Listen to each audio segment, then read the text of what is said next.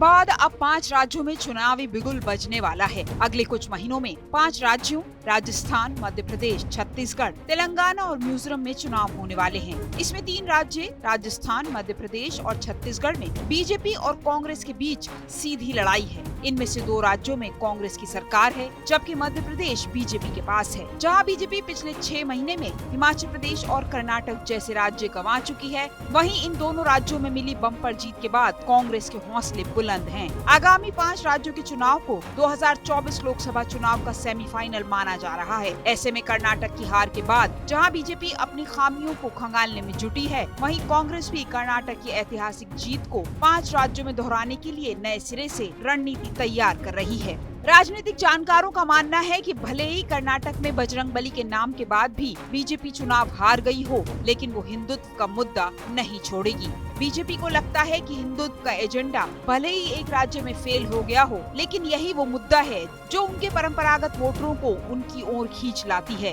कर्नाटक में हार की सबसे बड़ी वजह बोम्मई सरकार की भ्रष्टाचार वाली छवि रही। शायद इसलिए भी बीजेपी शीर्ष नेतृत्व को भी नहीं लगता कि हिंदुत्व कार्ड फेल हो गया। अगले 5 राज्यों के चुनाव में बीजेपी हर बार की तरह मोदी फैक्टर को लुभाने की तैयारी में है। पिछले 9 सालों में मोदी सरकार ने देश में विकास के जो काम किए, गरीब कल्याण के लिए जो योजनाएं शुरू की गयी, उन्हें बड़ा चलाकर चुनावी राज्यों की जनता के बीच रखा जाएगा। पिछले कुछ चुनावों में बीजेपी ने हर विधानसभा चुनाव में स्थानीय मुद्दों को ज्यादा तवज्जो न देते हुए राष्ट्रीय मुद्दों को केंद्र में रखा है। शायद कर्नाटक में हार की एक वजह ये भी रही, लेकिन बीजेपी नेतृत्व के लिए सबसे बड़ी माथापच्ची चुनावी चेहरों को लेकर है। राजस्थान में वसुंधरा राजे पार्टी का सबसे बड़ा चेहरा है, लेकिन शीर्ष नेतृत्व से उनकी खटपट किसी से नहीं छुपी। प्रदेश के कई नेताओं से भी उनकी नहीं बनती। ऐसे में पार्टी गजेंद्र सिंह शेखावत, अश्विनी वैष्णव और सतीश पूनिया को भी विकल्प के तौर पर देख रही है। छत्तीसगढ़ में बीजेपी के पास एक बड़ा चेहरा है और वो है पूर्व मुख्यमंत्री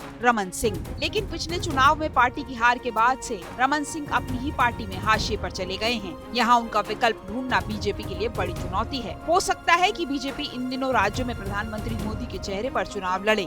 जिन राज्यों में बीजेपी की सरकार नहीं रहती, वहाँ अक्सर मोदी का चेहरा ही आगे होता है। अब बात मध्य प्रदेश की करें तो यहाँ शिवराज सिंह चौहान के चेहरे पर कोई विरोध नहीं है, इसीलिए पार्टी यहाँ शिवराज को आगे कर चुनाव लड़ सकती है। हालांकि नरोत्तम मिश्रा और कैलाश विजयवर्गीय जैसे फायर ब्रांड नेताओं का नाम भी बीच बीच में उछलता रहता है। अब बात कांग्रेस की। कर्नाटक की जीत से मिली संजीवनी के बाद कांग्रेस समझ गई है कि राज्यों के चुनाव स्थानीय मुद्दों पर ही जीते जा सकते हैं, न कि राष्ट्रीय मुद्दों पर। दूसरा, कांग्रेस नेतृत्व को ये बात भी समझ आ गई है कि अगर राज्यों में हावी होना है तो राष्ट्रीय नेताओं से ज्यादा स्थानीय नेताओं को आगे करना होगा। कर्नाटक की लड़ाई को बीजेपी ने मोदी बनाम राहुल करने की कोशिश की, लेकिन कांग्रेस इस चाल में फंसे बिना सिद्धारमैया और डी.के. शिव कुमार के साथ आगे बढ़ी। नरेंद्र मोदी की तुलना में राहुल और प्रियंका की बहुत कम रैलियां हुई। आगामी विधानसभा चुनाव में भी कांग्रेस इस रणनीति के साथ आगे बढ़ सकती है। जिन राज्यों में चुनाव होने हैं, वहां कांग्रेस के पास चेहरे का कोई संकट नहीं है।